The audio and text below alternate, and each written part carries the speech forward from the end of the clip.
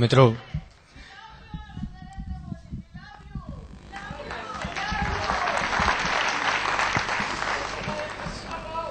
એક આખો કાર્યક્રમ મોસાળમાં ભાવક પક્ષે પણ રાખી શકાય એટલું સમૃદ્ધ ઓડિયન્સ છે આ. સાહેબ, એકવાર આ લોકોને સાંભળવાનો કાર્યક્રમ રાખીશું આપણે. મિત્રો, વિશેષ કાંઈ નહીં કહેતા, મહામહિમ માનનીય ઉપરાષ્ટ્રપતિ શ્રી ભૈરવસિંહજી શેખાવતને એમનો આનંદ વ્યક્ત કરવા માટે વિનંતી કરું છું. માનનીય ઉપરાષ્ટ્રપતિ શ્રી ભૈરવસિંહજી શેખાવત.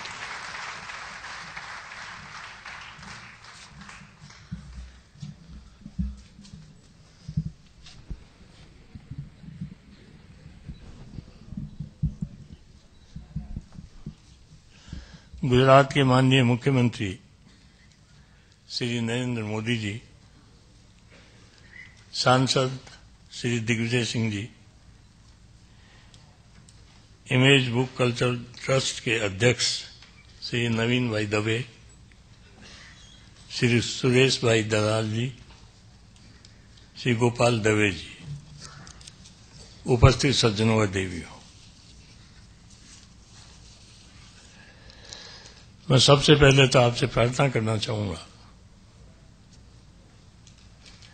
कि मैं श्री नरेंद्र मोदी की लिखित कविता की जाल में फंस गया हूं. मुझे उससे मुक्ति चाहिए.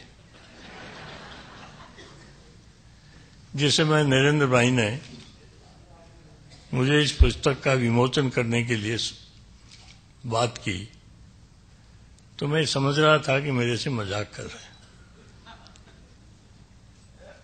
मैंने इनकी बात पर विश्वास नहीं किया कि कविता लिखी है, और यह भी विश्वास नहीं था कि कविता लिख सकते हैं. लेकिन इस पुस्तक जब मेरे हाथ में आई तो उसको पढ़ने के लिए और समझने के लिए कई बार प्रयत्न किया, लेकिन नरेंद्र भाई से मैं क्षमा चाहता हूं और आप लोगों से भी कि मैं उसको उस समय नहीं समझ पाया. लेकिन आज के इस कार्यक्रम में आने के पश्चात इस कविता को मैं समझा हूं, और मुझे इस बात की प्रसन्नता है कि कविता को जिस रूप में रखा गया है उसे नरेंद्र भाई का जीवन क्या है, इनकी अभिलाषा क्या है, जनता की सेवा किस प्रकार से करना चाहते हैं, उसका एक सही मानों में घोषणा पत्र है.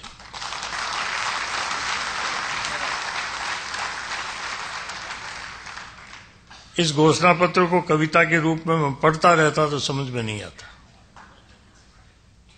लेकिन आज जिस प्रकार से कविता को सुनाया गया, उन कलाकारों को मैं धन्यवाद देना चाहता हूं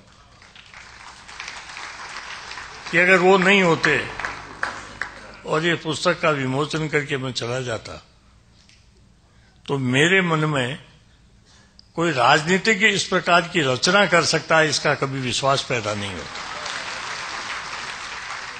अगर राजनीतिज्ञ भी मोदी जी जैसा,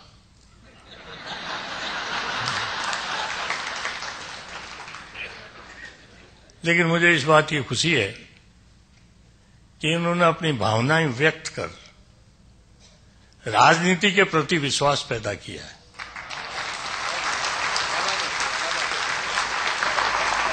कोई ये नहीं समझ ले कि राजनीतिक क्षेत्र में आने वाले व्यक्ति केवल राजनीति के अतिरिक्त और कुछ नहीं जानते,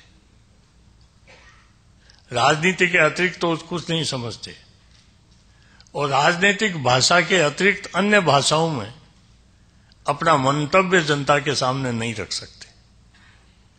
लेकिन इस कविता के माध्यम से इन्होंने प्रत्यक्ष रूप में अपना घोषणा पत्र ही नहीं रखा, राजनीति के क्षेत्र में आने के पश्चात आदमी किन किन विषयों पर विचार कर सकता है और किस किस माध्यम से जनता को आश्वस्त कर सकता है, ये सारे माध्यम इन्होंने सामने रखे. और मुझे थोड़ा समझता मैं जरूर हूं, लेकिन बोल नहीं सकता। गुजराती में जो कुछ कहा गया उसको मैंने समझ लिया, लेकिन बोलना मेरा कठिन है। मैं मोदी जी को इतना ही कहना चाहूंगा कि आपने जिस प्रकार की कविता की रचना की है, उससे प्रेरणा तो मुझे बहुत मिली है कि मैं भी राजस्थानियों को बुलाकर राजस्थानी कविता उनके सामने रखूं।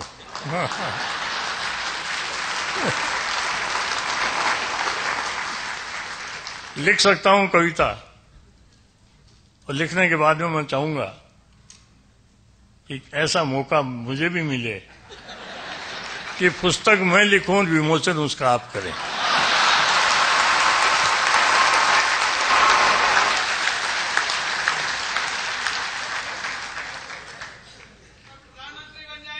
हैं?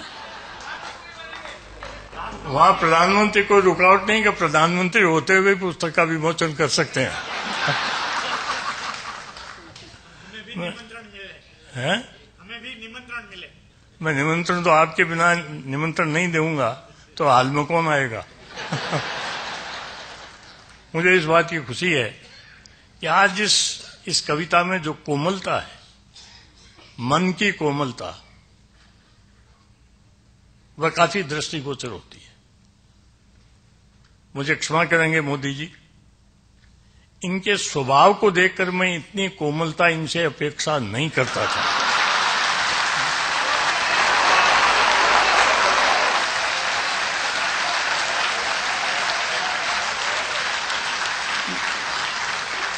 लेकिन आज प्रत्यक्ष में इनका दोनों स्वरूप मैंने देख लिया,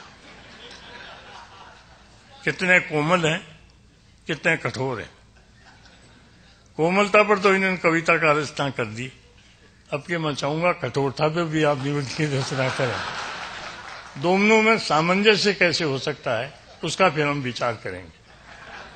मुझे खुशी है कि आज आप सब लोगों ने यहां आकर इस कार्यक्रम को बहुत ही अच्छा रंग दिया। इस कार्यक्रम के कारण से एक साहित्य के प्रति आपकी भावना जागृत हुई है। मैं विश्वास करता हूं कि भावना इसी प्रकार की बनी रहेगी। मुझे क्षमा करेंगे, मैं इस पर ज्यादा कुछ कहने की स्थिति में अभी नहीं हूं, वरना मैं भी बहुत कुछ कह सकता था, लेकिन मैं कविता तो नहीं, मतलब कविता मेरे से अभी सुनकर आप ये कहोगे मोदी जी की कविता अच्छी थी, मेरी खराब है, मैं परीक्षा में नहीं बैठना चाहता। ये मोदी जी को मैं मौका नहीं दूंगा, लेकिन कभी दे दूंगा। इन्हीं शब्दों के साथ आपके प्रति आभार प्रकट करता हूं, मोदी जी के प्रति बहुत आभार प्रकट करता हूं। मुझे वास्तव में संदेह था ये कविता नहीं लिख सकते, इसलिए मैंने कहा कि मजाक करने के लिए आज मैं ही मिला क्या, कहने आपको आना पड़ेगा, मैं आ तो जाऊंगा। लेकिन जब पुस्तक मिली तब मैंने इसको पढ़ना शुरू किया।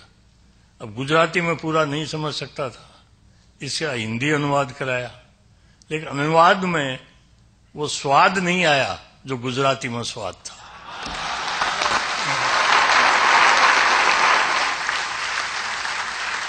कविता का स्वरूप जिस भाषा में और जिस मन से लिखा गया है उसी प्रकार से प्रकटीकरण होगा तो कविता के प्रति लोगों की रुचि पैदा होगी। कविता का भाव क्या है इसके प्रति आस्था प्रकट होगी।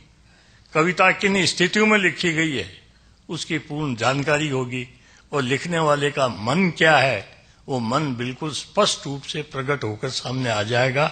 मोदी जी, आज आपने अपना मन प्रकट कर दिया, इसके लिए मैं धन्यवाद देना चाहता हूं, और आप लोगों को भी धन्यवाद देना चाहता हूं कि आपने सबने जिस रूप में इस कविता को सुना है, उसको समझा है, और समझकर जिस प्रकार का आपने प्रतिक्रिया व्यक्त की है, मैं उसके लिए आप सबको धन्यवाद देता हूं।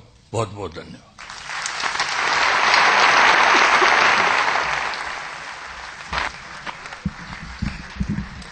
Thank you very much.